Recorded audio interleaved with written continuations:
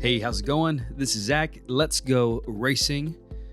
I'm a little bit behind on podcasts, so this is being released after. Unfortunately, my father passed away, so it sort of just took me some time to get back into the swing of things, but I'm still going to share races starting with Fontana all the way through the most current race. So without further ado, let's talk about Fontana just for a minute. Fontana, one last ride.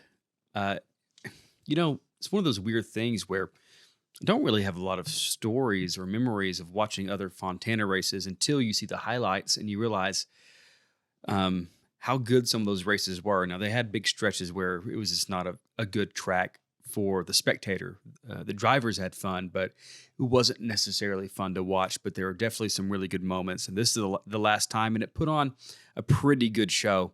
And we had some really unique weather, which meant that there was no practice time, no track time. They were just on there, and unfortunately, there was some, pit road like speeding issues, pit road mistakes. It's only the second race of the year, so people are probably a little bit rusty, still finding their groove. Larson, if they would have had practice and qualifying, Larson's car probably would not have had the electrical issue. And it turns out he had a pretty fast car despite those issues. NASCAR has this beautiful way of showing this juxtaposition from track to track, racing style to racing style.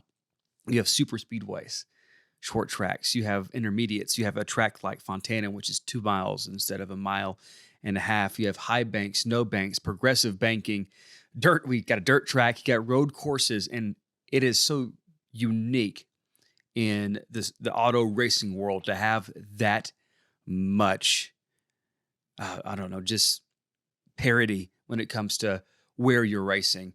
And it's the same car, same team, same drivers, different tracks. And you get a great, just a great feel from that every week. I'm very thankful for that in NASCAR. I think that's part of what makes NASCAR special in this environment is just the uniqueness of every track. And you get a little bit of everything in any given week. Again, in this race, some costly pit road mistakes. It turns out that for the winner, Kyle Busch, which is just a sort of a big storyline in this, new team, new place, same Kyle Busch, re-energized it seems like, but he even had a pit road mistake. I don't know what's going on there. There were some issues there on the radio. Where it seems like maybe some settings were off just a little bit. And I might say for this race in Fontana, it may be the most beautiful race there ever has been in NASCAR. With the vista, the backdrop of the snowy mountains in the background, you had some spectacular shots. And I'm sure the cameramen and photographers were having a blast. Unfortunately, a lot of times when they use those images for next year's race is whenever you get to sort of see some of those highlights and some of those views. We're not going back next year, so we might not ever really see the photography and the footage from this race next year as they sort of do promos for it. So, which again, that could be an entire podcast on itself about what they're going to do with this property that they've sold almost all of it. They have a little bit left. Don't know what they're going to do with it. Just a couple of more little things here, little notes. Saw some great moves by Chastain to run down and block Logano there towards the end, which is exactly what Logano did to Tony Stewart. I didn't hear him complain about it, so kudos to Logano accepting his own medicine and not making a big deal about it.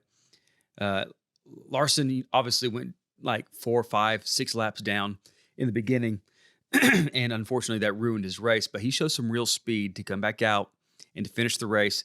Now, back in the day, that's how you pointed your way to a championship. Obviously, it's different now with the playoffs and how that works, but just a solid day in recovery for Larson. And again, RCR, you've got Kyle Busch in your team. A lot of people were surprised by that. Comes out and just a real strong finish for RCR. And they almost had a strong finish at Daytona as well. So a great start for RCR and Kyle Busch. But that's Fontana. The last time we'll be there in that style, in that way. And that's sort of weird to think about. But thank you for listening. Join us next podcast as we talk about, I believe, Las Vegas.